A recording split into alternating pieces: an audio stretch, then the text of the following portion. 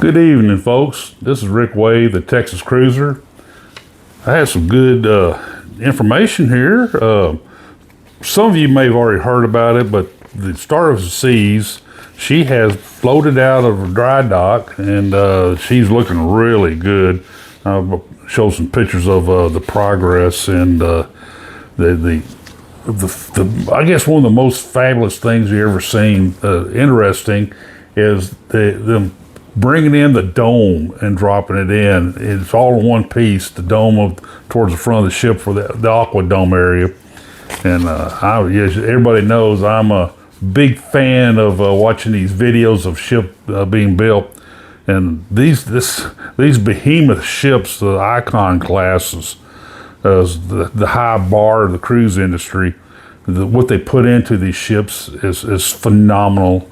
And I'm really excited about this, watching these pictures and videos of these ships being put together. It is an art, and definitely an art form to it.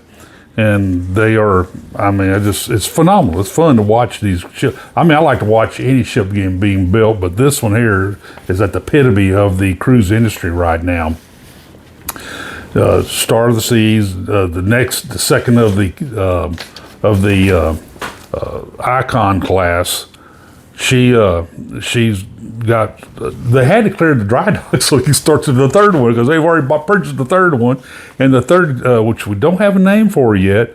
They started setting stuff into place for that. Started laying the keel, and then they have another one after that. They have contract for a couple more after that. So this boggles my mind what goes into these ships, and they're okay. We'll build another one now. So it's really a lot of fun to watch this stuff come together.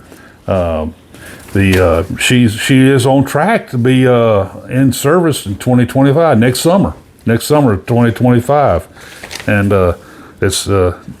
she's a beautiful ship. She's going to be a beautiful ship. She'll be heading over to Port Canaveral in that area over there to do service, and I'm watching that third one being built, because I've reported in the past. As soon as that third one gets out of the shipyard and start heading across the pond, the Atlantic, heading this way, more than likely she will go to Miami, and then we will wind up with the Icon here in Galveston. I'm still predicting that. Of course, Royal Caribbean hasn't announced that.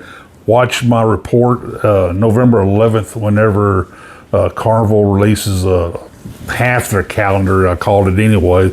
The regular 7-day sailing calendar for the Caribbean, and I don't know why they keep stretching this stuff out. Then the next one, Kent was back down in February-ish area for the short sailings, and then another part of February, the seasonal locations of the repositionings of the Royal Caribbean ships. But I'm waiting patiently, you might say, for the calendar to get rolled out. It's always a lot of fun, though. It's to see the calendar and see how they position the ships, and what kind of thought process goes into what they put and where. And I'm still scratching my head. I know they're making tons of money on it. Utopia on a 3-4 day sailings. I think I don't know, man. That's a beautiful ship. I like to see it a little more longer sailings, 7 days. There's something unusual with Royal Caribbean right now. They have 2 ships in the shipyard right now.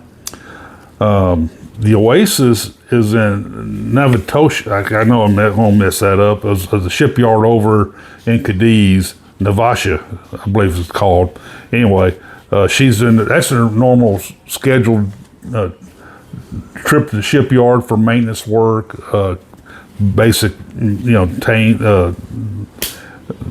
sure to check the hull out, get them sure to the acipods, do work on the acipods and the engines and everything else. She should come back out of the shipyard on October 23rd. And then the unscheduled dry dock for Icon of the Seas, she went to the Grand Bahama Shipyard in Freeport for some. They're not saying exactly what's the issue is. From what I hear in the scuttlebutt in the industry is propulsion issues, and that it's something that needed to take her out of the put her in the shipyard into a dry dock to get to it. So that there again, I'm pretty sure it's going to be the azopods. That otherwise they wouldn't have to go into a dry dock. She should be out though pretty quick. They had to cancel a sailing, of course, which is that's one thing that breaks me out in a cold sweat, thinking of all the sailings I've done that one gets canceled on me. So that's something that just gives me nightmares when I sleep at night. I do not want to miss one of my sailings due to some unforeseen circumstance. But she should be back out of the shipyard October 5th this weekend, Saturday. I know that date. That's my wife's birthday. Anyway,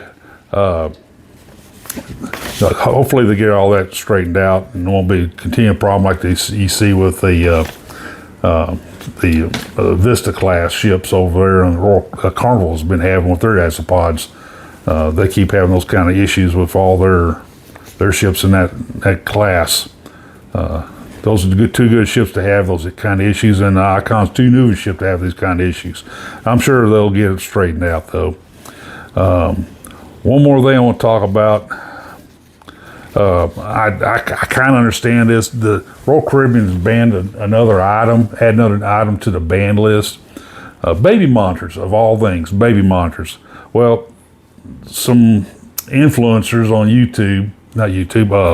TikTok. They were kind of big about raising families and stuff like that. The travails and experiences raising a young family. They're big on TikTok on their videos and stuff. And they took a cruise on one of the Royal Caribbean ships. I'm not exactly sure which one it was, but they did where they told everybody that they decided that the kids were just not having it going to the main dining room. So, and they wanted to go to the main dining rooms. They have a nice evening, just the two of them without the kids, the two babies with them. So they said they left in the make sure they were sound asleep and all that. Later in the evening, they did a later dining reservation, and then they took a baby monitor with them, which didn't work too well because, of course, people who walkie-talkies, ships have all this metal and all that. It interrupts the radio waves. And they were kind of crowing about that on their little channel, the TikTok channel. Well, they got hammered by the public over that.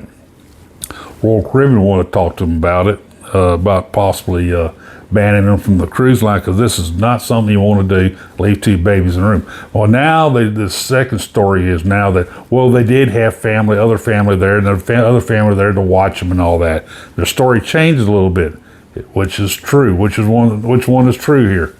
Anyway, due to this episode, Royal Caribbean took a look at what they could have done to mitigate this themselves. It's a little bit of a risk for Royal Caribbean for people to have babies by themselves in rooms. Anything could happen. So Royal Caribbean decided no more baby monitors, and I can understand that. They're virtually useless unless you're within a few cabins distance from the room, because of they just don't work well, the waves and all that. They're not, they just can't. And a metal ship and all that, all the quartered metal, everything's metal in it. They just don't work very well. And so I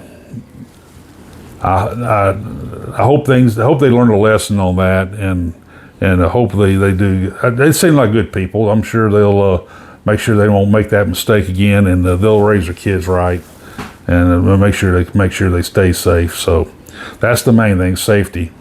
And I'm looking forward to my cruise this Sunday on Harmony.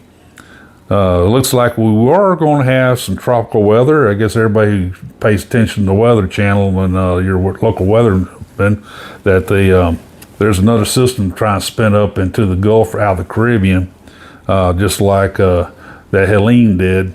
But this is not going to be a Helene event, so it's more like a tropical storm maybe. I've done tropical storms before. They get a little rocking motion on the ship, a little bit of rain and all that, but nothing that endangers the ship or passengers. And I'm okay with it. We're going to be sailing across the Gulf. I've been across the Gulf before in Rhapsody Seas where we had to go against 17-foot waves. Now that was a little bit of an experience. And those waves were kicked up due to a hurricane that had previously cut across the end of the Gulf into Florida. I cannot remember the name of the hurricane that time. This is towards I think 2001, 2 or somewhere thereabouts that we took that sailing, and we had to go against those waves, and Rhapsody had to do a little wave up the right waves a little bit. Rhapsody's a good ship though. It handled it well. They emptied the pool. My wife said she saw waves breaking over the bow over into the pool deck because that's how much the waves splashed. But when we got into the Caribbean, of course, the Caribbean was smooth like a sheet of glass. So it's kind of weird going through the rock and roll Gulf and getting into the Caribbean. We're smoothed out quite a bit. But I've been on ships where we dodged hurricanes and all that. But this is not a hurricane event. It's probably going. It may become a named tropical storm, but we'll be on the backside of it. We cut across into the Caribbean. I know from what I looked at the Weather Channel that every Cozumel, Costa Maya, and Roatan, all three of those stops, the chances of rain are like around 50-60%. So, oh well, we'll just get wet. But we're really looking forward to experience Harmony. Harmony, this will be my first sailing on Harmony, and I heard a lot of great things about her. I'm really expecting a good time, good sailing. This is my wife's birthday cruise. I know she's going to have a great time. So anyway, I hope you all have a great weekend here. Back here in Galveston, we're going to be a little bit of chance of rain on Saturday, but Sunday clears up pretty good, and all next week's going to be in the 80s. Of course, we're not going to be here and enjoy all that, but anyway, I hope you guys stay safe out there, and be sure to hit that like and subscribe button. I sure would appreciate that. I'll keep sending you some news reports and information as they occur, and I hope to catch you on a future cruise. Goodbye.